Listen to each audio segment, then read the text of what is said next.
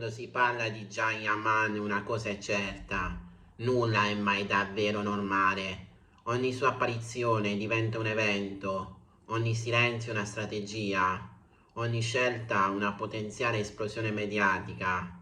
E questa volta il titolo è chiaro: Jayaman, bomba improvvisa. Ciao a tutti ragazzi e ragazze, io sono Newspage, il vostro reporter di fiducia e bentornati su un nuovo video riguardante Jayaman. Ma prima di tutto vi ricordo di iscrivervi al canale e di lasciare un bel like per favore. Ma cosa significa davvero? La bomba non è solo un fatto, è un cambiamento, è uno scossone nell'immagine costruita negli anni. È quella sensazione che qualcosa stia accadendo dietro le quinte, lontano dai riflettori, mentre il pubblico vede solo la superficie. Per capire il presente bisogna tornare indietro. Prima del successo internazionale, Jayaman non era il sex symbol globale che conosciamo oggi. Laureato in giurisprudenza, mente brillante, disciplina ferrea, non nasce attore per caso, sceglie di esserlo, studia, si prepara, investe su se stesso.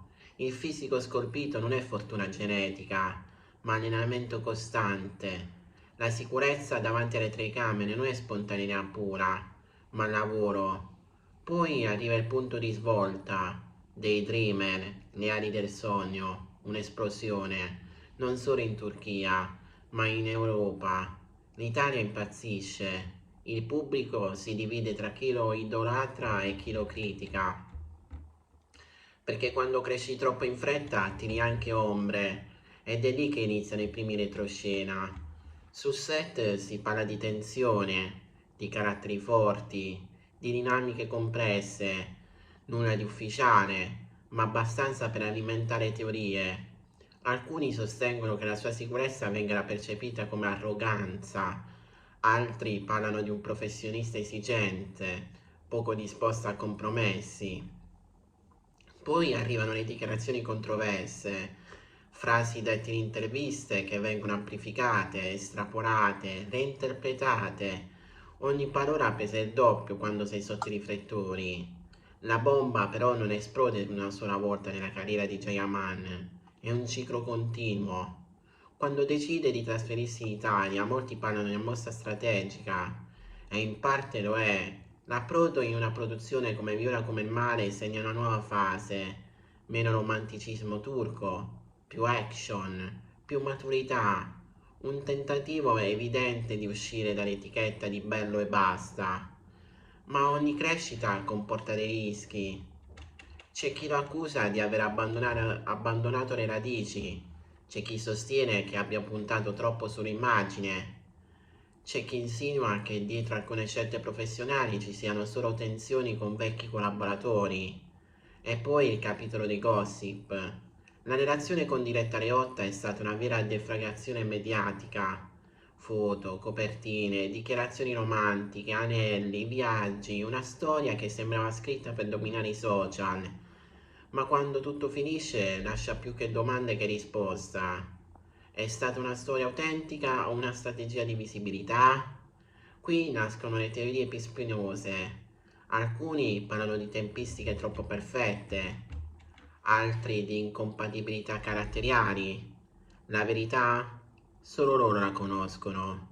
Negli anni si è parlato anche di richieste economiche importanti, di negoziazioni dure, di un'immagine costruita con attenzione, quasi maniacale.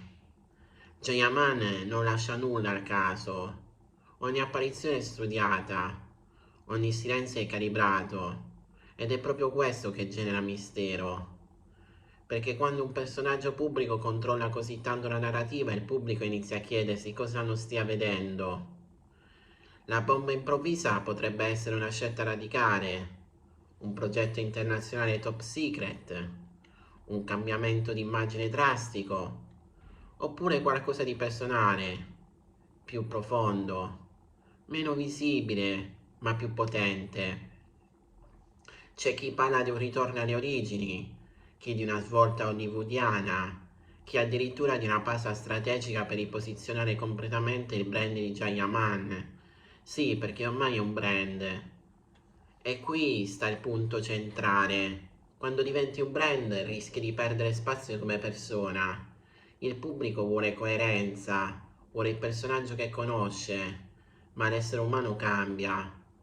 Forse la vera bomba non è uno scandalo, forse è una trasformazione.